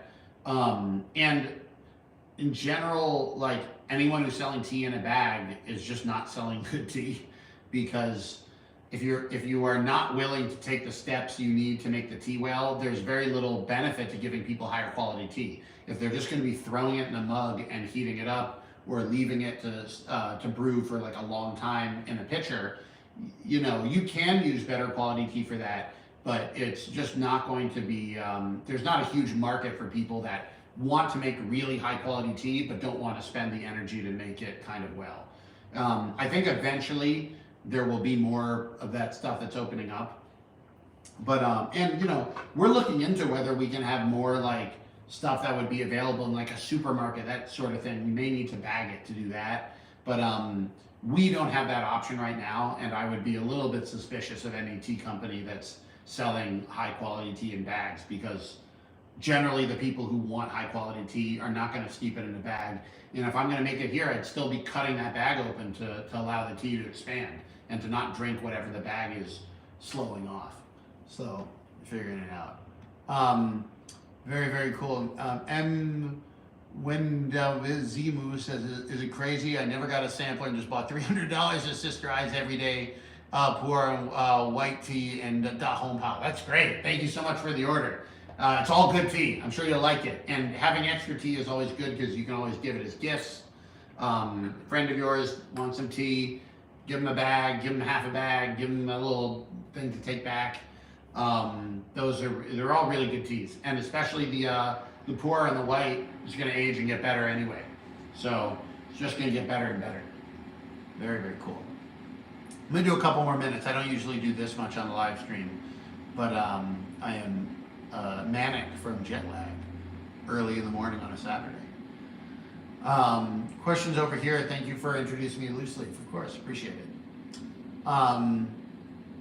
Questions from Joel Crawford. Yeah, you can't beat quality loose leaf tea. It's always worth the effort to get the best teas. You can absolutely taste the difference. In my mind, your time is valuable. You're going to sit down like this, and like, I'm going to sit down with you guys and talk for 100 minutes and really try to enjoy my tea.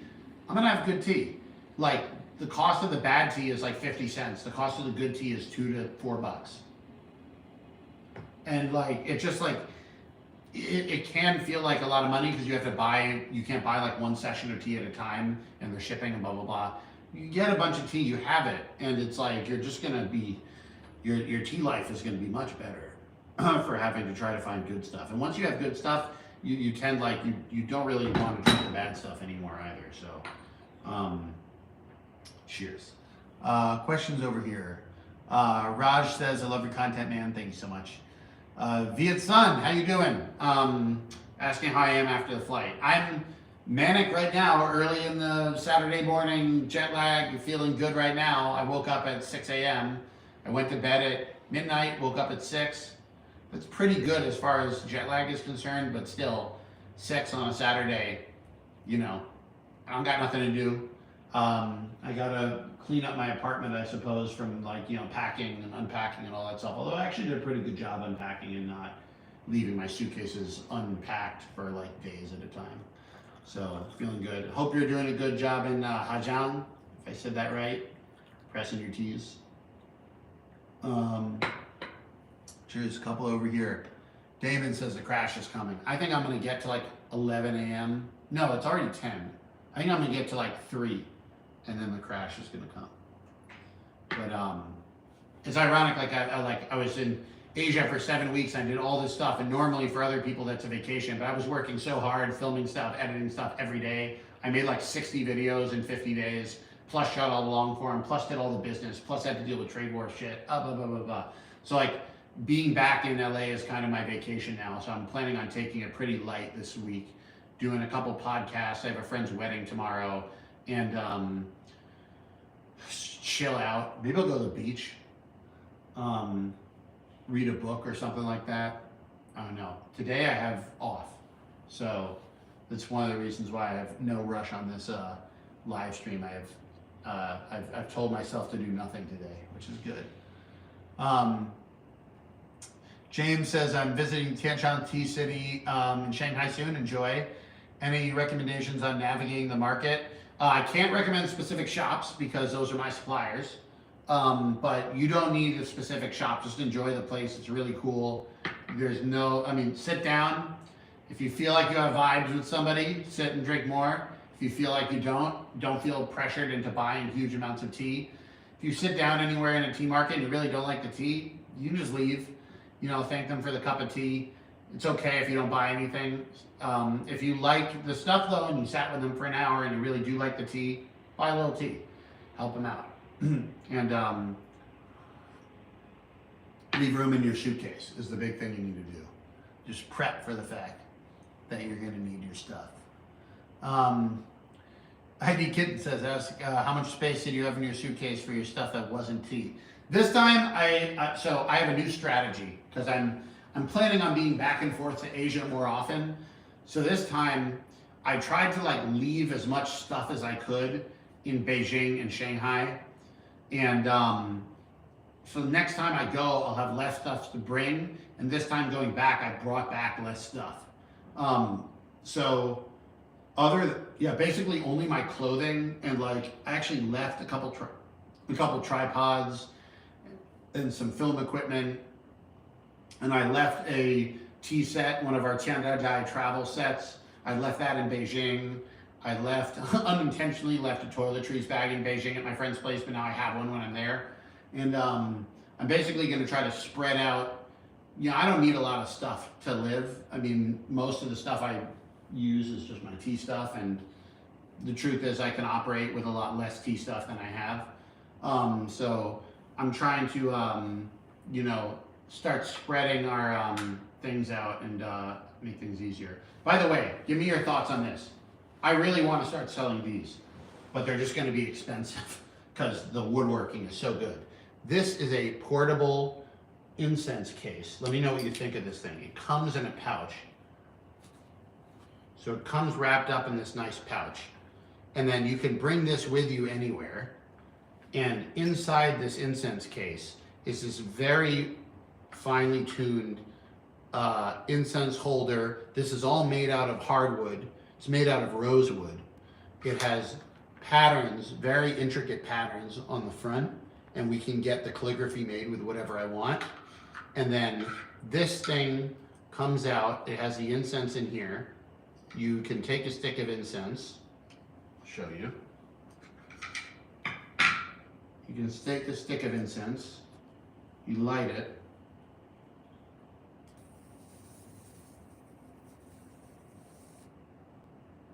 You lay it down in the case and replace your incense here.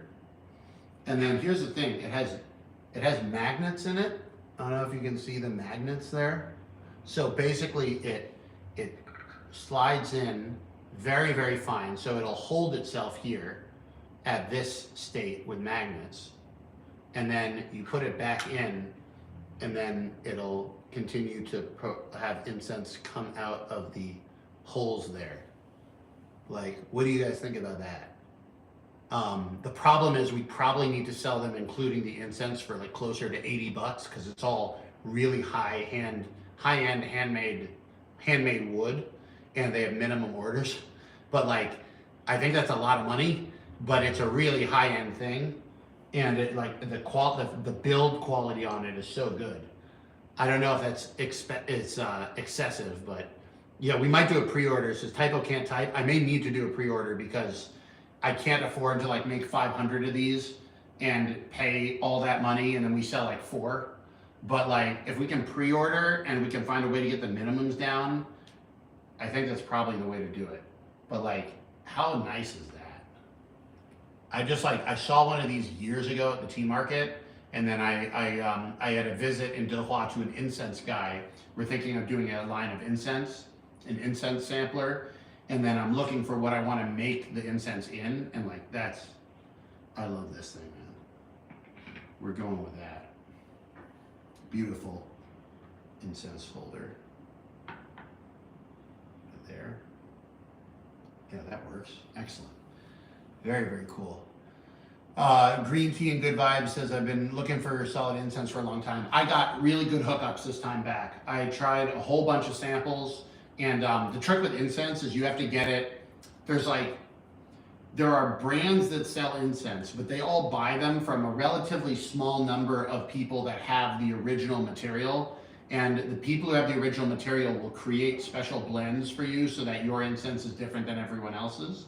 And so we got in touch with one of these companies that have stockpiles of the original agarwood materials, sandalwood, all sorts of like really, really good incense, and can make them to our specifications. And we're gonna probably work on putting together an incense sampler. The problem is that like I have absolutely no idea what the incense market is like. Is this a big market? Is this a small market? I think the people who do incense it's not everybody. And also the incense in the West is so cheap and kind of junky and chemically that like our incense is gonna be more expensive, but like I just like there's no reason to do bad incense for sure. So that's we're working on that. That'd be really cool. I mean, what do people think about this, the box? Like, you know, because I don't know exactly what they would sell for, but if they're around $80 and they come with the incense, but it's kind of a pricey thing for something that's so small. You can see the build quality is like super high. The magnets are like really, really nice. The inside is all hand carved, you know, rosewood. Like, it's a very fancy thing. But it just may be too much money. And we're not going to be able to get them much cheaper because they're all hand done. So, I don't know, people saying, yeah, that's really nice. Saw it sitting there earlier and wondered about it. Yeah, it's really good. Brian Rurbeck is asking when the Canadian store is opening. Our goal date is August 1st is our goal date. And our goal is to also fulfill our Canadian subscriptions out of the Canadian warehouse. So we're gonna see if we can pull it off, because there's a lot of uncertainty in trade right now. Luckily, Canada and China have been pretty chill lately. It hasn't always been that way, but compared to the chaos of doing business in America right now, it's easier to do business in Canada. And after dealing with the Americans paying a 6% tariff on tea, yes, please, take my 6%. Love it. So yeah, we're gonna figure it out. Yeah, so the Graphite the Dragon says is a woodworker that's extremely high quality and a fair price. I know, like, I went to the wood factory and I saw them making this sort of stuff. Usually they make furniture, but they also have a couple people that do like higher end stuff. And I was like, dude, if I could get this over for 80, it's a steal. But you know, how many people really want a very fancy wooden box with incense that's $80? I don't know. Like, I don't even know if I can hit 80. 88 is probably what I was thinking, but I think I could probably do 80 if we have enough volume. But it's, I don't know. I just feel like people are going to say it's too much. So it looks really cool, but it'd be nice if it were cheaper. We'll have cheaper options. It's definitely the only option is not going to be 88, that's for sure, because it's just, you know, there's no reason to have, like, you can have a very basic incense lighter. It doesn't need to be expensive. The incense quality might be higher, but there is a cheaper way to have an incense holder. But for the people that really want this one, we figure it out. Chris says, how much is that tray? Are you referring to the Bluestone, the tea table? The Bluestone tea table we have on the website for $168. And that doesn't include shipping, but it's being shipped from We have them in the American warehouse, we have them in the EU warehouse, we'll have them in the Canadian and the UK warehouses by August. And so you're only paying for shipping from within the area to your place, as opposed to having to ship this from China. That's why a lot of these stone tea tables, if you, even on Amazon, the cheap ones are still like $400 because they're air shipping them one at a time over from China. And it's very heavy. So we put them on a boat, and so we have to pay a lot to ship them because they're big and heavy and bulky, but we're paying a lot less than the people who are air shipping them. And so that's why this table in other places, I think you could see more similar stuff would be $300 or $400, and we sell them for $168. It's a great tea table. Questions over here. Do you know what the finish on that box is? I should ask him. I remember it was some sort of resin. Or not resin. Is resin the right word? Like wood finisher. But I'll ask them again. Questions over here. How much incense are we talking about for $80? Like one stick or one box? So the box itself, including one full, like, you know, batch or whatever of this incense, that would be $80, and it would come with the travel pouch as well. But most of the cost of that for this would be on the wood. The actual incense itself, if you want to get refills or stuff, would be not cheap, but it wouldn't be $80 for the refill. We're also thinking about when we do the incense, we want to do samplers. How much do we want to give people? Because, like, you know, you can have a box of incense and relatively same size box, you know, 25 sticks or 50 sticks or 100 sticks, and that's a big difference in terms of the amount of money we have to spend on the incense. So I'm trying to figure out the right pack for this. Lacquer might be the word we're looking for, says Yami Miyazuki. Thank you. I appreciate it. Yomi Miyazuki. I want to say the name right if I can. Very, very cool. I think I'm gonna get going. It's been almost 2 hours. It's crazy. I don't know if I've done a 2-hour live stream in a while, but it's definitely I think it's a good time to get going. I'm gonna enjoy the rest of this incense over here. Yami says, call me Yami. Everybody else does. That's easier. Yami. Welcome, welcome. But I think I'm gonna get going now, guys. It's been great to be able to hang out. It's great to be back in the US. I had such a great time in China and in Vietnam, but it is good to be back in the States. I'm gonna hopefully be doing some in-person stuff in LA over the next month or so. Keep an eye on the Discord server. Discord, what is it? It's like discord.gg/Jesse Steehouse, I think. Yeah, if you want good tea stuff, go to my website, jessesteehouse.com. I'm Jesse. All the stuff that you see on the website is in stock in our US or EU or warehouse. You can go to the top corner and click on the flag, and you can see where the different warehouse options are. And yeah, just very excited to get people some good tea stuff. And we have a lot of good stuff coming up. August 1st is our goal date of getting out of trade war crunch and back into like running everything properly. We've been delayed by about half a year by this trade war. So, but we're gonna get it going, and I'm very glad that we have kind of survived the immediate crisis. And so thank you guys so much for your support on that front. So I'm heading out. Have a good one, guys. And I will see you around. Yeah, bye-bye. Goodbye. Goodbye. Goodbye.